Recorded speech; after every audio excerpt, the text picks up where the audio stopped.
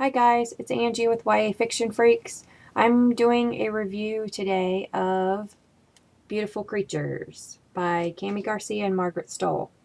Um, First off, love the cover.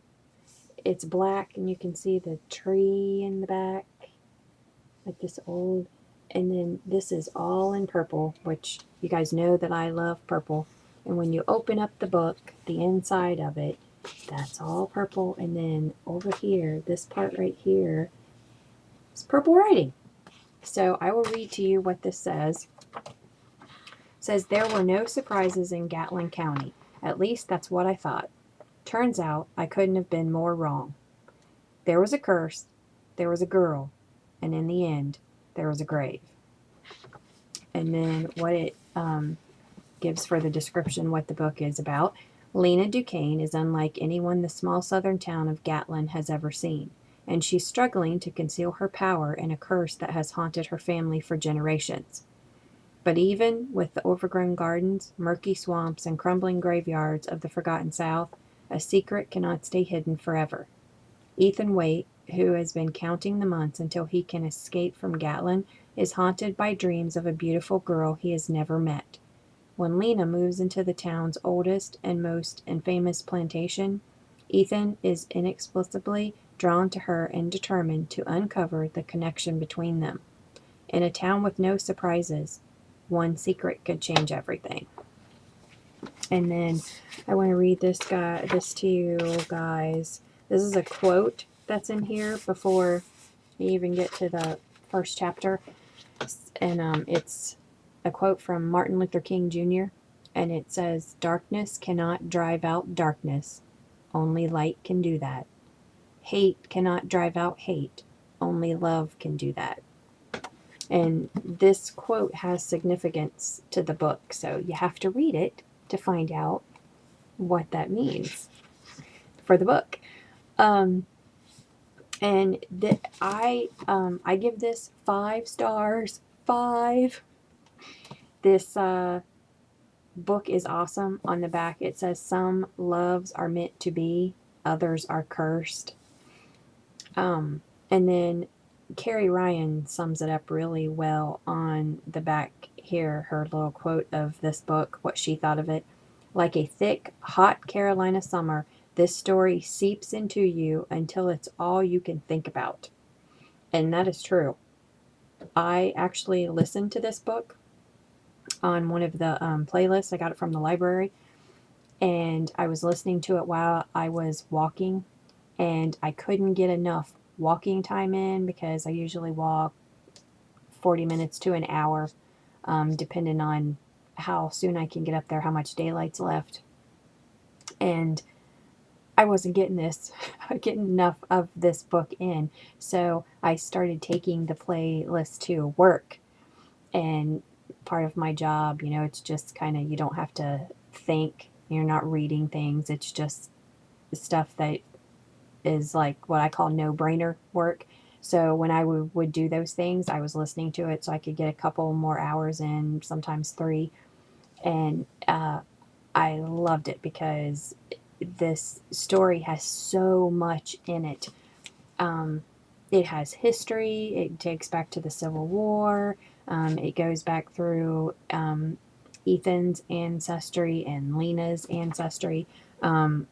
It goes back with the Civil War. It talks about his great, great, great, great grandfather that he fought in the Civil War. So there's a lot of history and just the characters and the story. It's in the deep South, Gatlin County, South Carolina. And there on the end of the playlist, there was a little bit interview for that they did with Garcia and Margaret Stohl, and they talked about how the book came about, what got them together to write it. And so that was kind of interesting.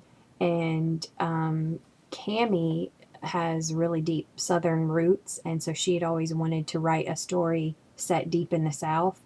And Margaret Stohl said she had always been fascinated with fantasy and wanted to write a supernatural novel. So they met one day for lunch and they started throwing around ideas and were writing on napkins. And when they left, that's when Beautiful Creatures was born. Um, so, we don't like to give out any spoilers, so I don't, want to tell you a lot about all the characters, but Ethan has a friend. His name is Link, and there's parts in here where I just laughed out loud with the two of them together. And one of the things that is so neat about this book, I found neat and I thought was really cool, was a lot of the other YA books that most of us have been reading at YA Fiction Freaks. It's all from the girl's perspective and the girl's telling you the story and what happened. And this is Ethan telling you the story. So it's from the male perspective. So I thought that was interesting because he's telling the story. And then, so one of his best friend, Link, when they're hanging out, doing their thing, there was just things that were comical to me, and the way they said things.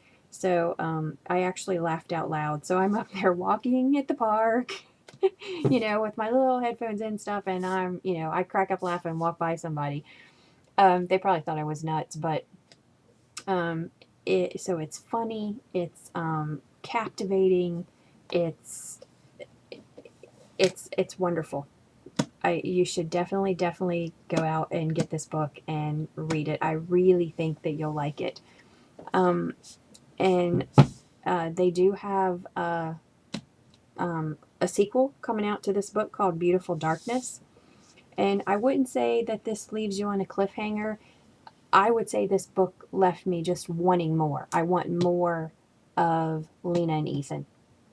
Um, it does leave you that with questions, wondering things, and it does leave you with, that there's going to be more. But as far as this story, what he's telling you, I think they did a wonderful job of wrapping that up, but yet, leaving you wanting more. So I cannot wait until their next book comes out. I believe it's October. I didn't check the date, but I'm pretty sure it's October. And it's called Beautiful Darkness. And I'm sure if you go on their website, you can find it. I'm pretty sure they have that information on there. So go out, get this book, read it, guys. It's awesome. And if you want, get it from the library, get the playlist like I did, and listen to it. The person that they have reading it, I don't know what his name is. I've already taken it back to the library, but he does an awesome job of reading for Ethan and telling the story. So I really like that too. So I hope you guys enjoyed it as much as I did, and hope that if you have read it, you're wanting more of the story like I am. So comment and let me know if you have read it, if you liked it as much as I did, and if you haven't read it yet, let us know if you do. I hope you guys do. So happy reading!